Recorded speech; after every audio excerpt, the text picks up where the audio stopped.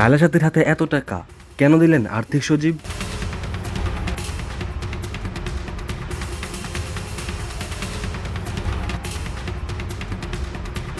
আপনারা ভিডিওর মধ্যে দেখেছেন শায়লা সাথীর হাতে অনেকগুলো টাকা দিয়ে আর্থিক সচিব বলেছেন হেলিকপ্টার দিয়ে শায়লা সাথীকে চলে যেতে এখান থেকে। কিন্তু এত টাকা কিসের, কোথা থেকে এলো এত টাকা? এগুলা কি শায়লা সাথীর পারিশ্রমিক নাকি অন্য কোনো টাকা? জানতে হলে অবশ্যই আমার চ্যানেলটি সাবস্ক্রাইব করুন এবং পুরো ভিডিওটি দেখুন।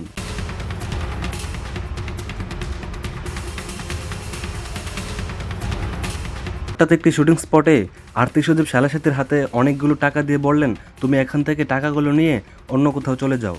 তাকে একটি লোকেশন দিয়ে বলেন সেখানে চলে যাও হেলিকপ্টারের মাধ্যমে। আর শায়লা সাথী টাকাগুলো নিয়ে সেখান থেকে চলে গেল।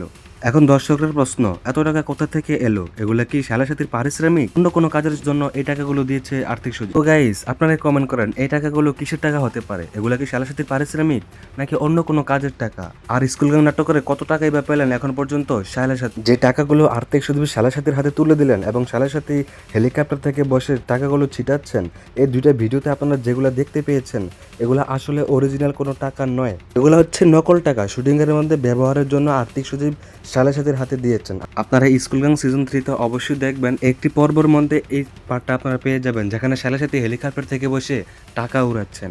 তো আপনারা যারা এখনো এই ভিডিওটি কন্টিনিউ করতেছেন, আপনাদের মনে প্রশ্ন ওইটাই, শায়লা সাথীর পারিশ্রমিক কত এবং এই স্কুল গ্যাং নাটক থেকে উনি কত টাকা নিয়েছেন। সো আপনাদেরকে আমি এই বিষয়টাই এখন জানাবো। সোশ্যাল মিডিয়ায় ঘাটাঘাটি করে আমরা যতটুকু জানতে পেরেছি, শায়লা সাথীর একদিনের ইনকাম 50,000 টাকারও বেশি। এখন প্রশ্ন হচ্ছে, স্কুল গ্যাং নাটক থেকে পেয়েছে আরো সবকিছু ইনকাম মিলিয়ে, বিভিন্ন সাইট থেকে ইনকাম মিলিয়ে এই টাকা ইনকাম। সেই বিষয়ে আমরা তেমন ভালোভাবে না জানতে পারলেও আমরা এইটুকু খোঁজখবর নিতে পেরেছি শায়লা সাথীর একদিনের ইনকাম 50,000 টাকারও বেশি। কিন্তু স্কুল গ্যাং নাটক থেকে কত টাকা পেয়েছেন শায়লা সাথী এখনো পর্যন্ত সেই বিষয়ে স্পষ্ট জানা যায়নি। সুদর্শক, আপনারা যারা এই ভিডিওটি দেখেছেন আপনারা অবশ্যই একটি কমেন্ট করে জানাবেন পর্যন্ত কত টাকা পেতে পারে। অবশ্যই আপনারা আইডিয়া করে কমেন্ট করে দিয়ে যাবেন। কত টাকা পারিশ্রমিক হলে শায়লা সাথীর জন্য বেস্ট হয় সেটাও আপনারা কমেন্ট করে যাবেন।